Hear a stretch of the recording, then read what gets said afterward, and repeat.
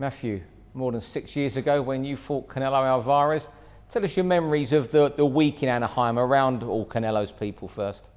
Yeah, it was an enjoyable week really. You know, it was a huge fight. You know, the build up to the fight was really good.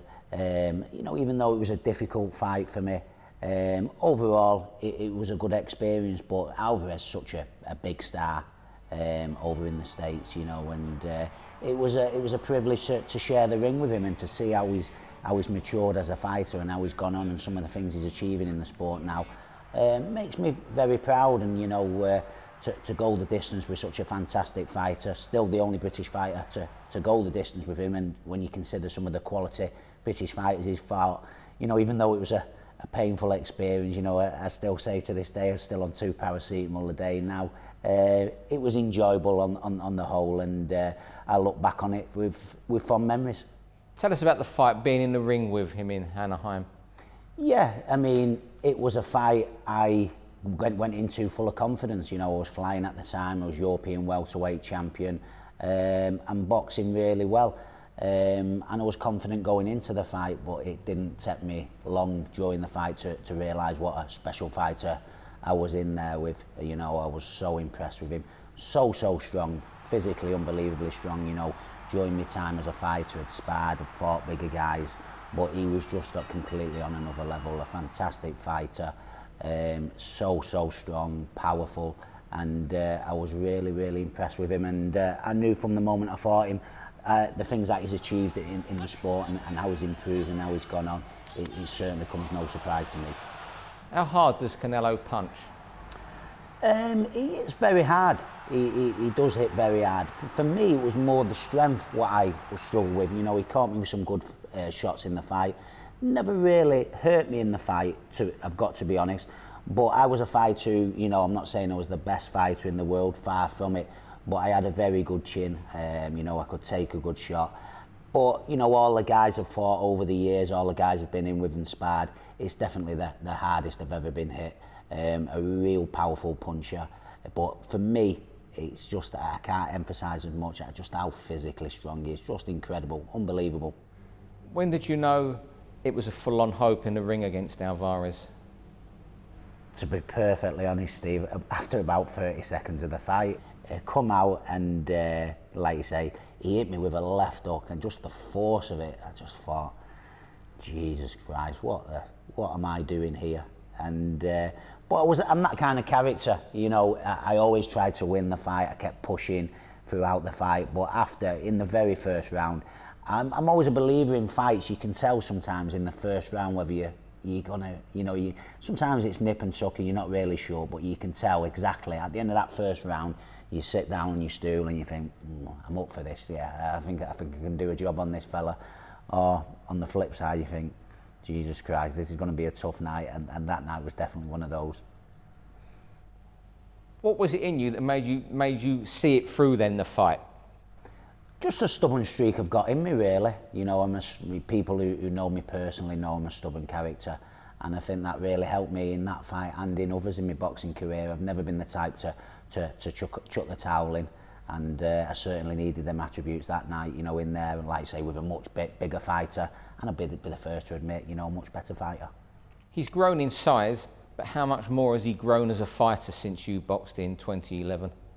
I think he's come on immensely as a fighter, and like I say, he was really young when I fought him. He was still an excellent fighter then, but he's really improved. For me, the biggest improvement he's made is in his defence. You know, his defence has really improved, and I think that could be possibly the difference in this fight.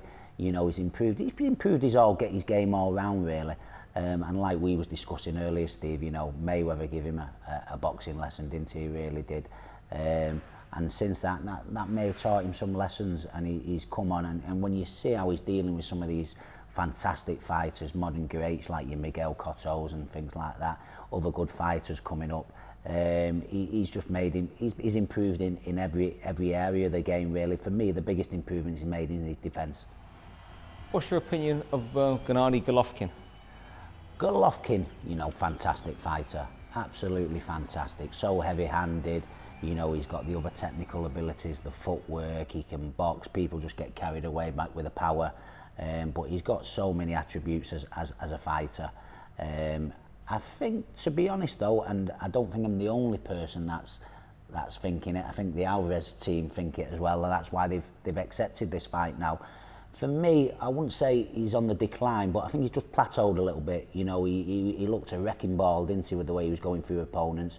But I just think in the last couple of fights, the Danny Jacobs, I think Kell Brook exposed him a little bit, and if Kell had been a little bit bigger, who knows what would have happened in that fight. And myself, like all the other boxing people out there, I've seen weakness, and Alvarez's people have seen the same weakness, and I think that's why this fight's happening now.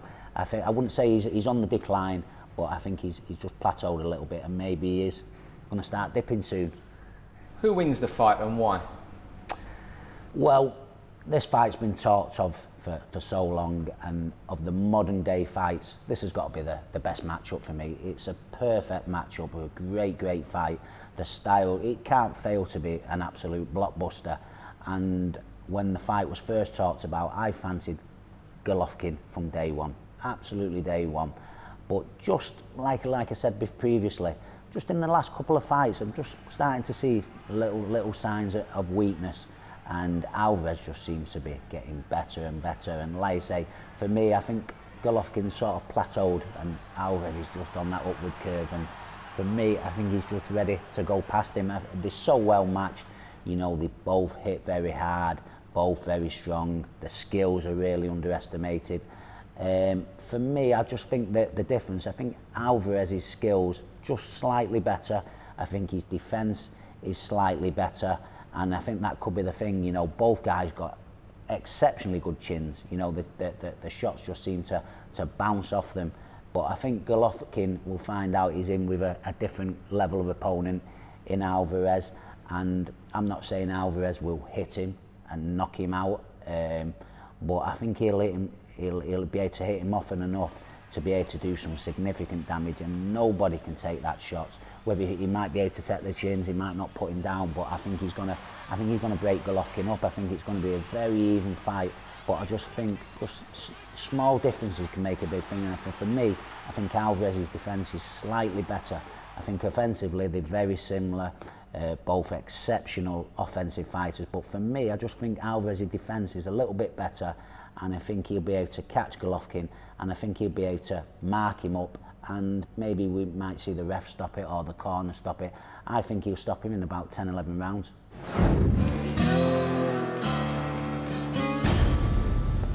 Let me tell you a little something about boxing. The greatest moments have always been when the best fight the best. Pay attention. History is about to repeat itself. To buy Canelo versus Golovkin at $16.95, press box office on your Sky remote or visit BoxNation.com.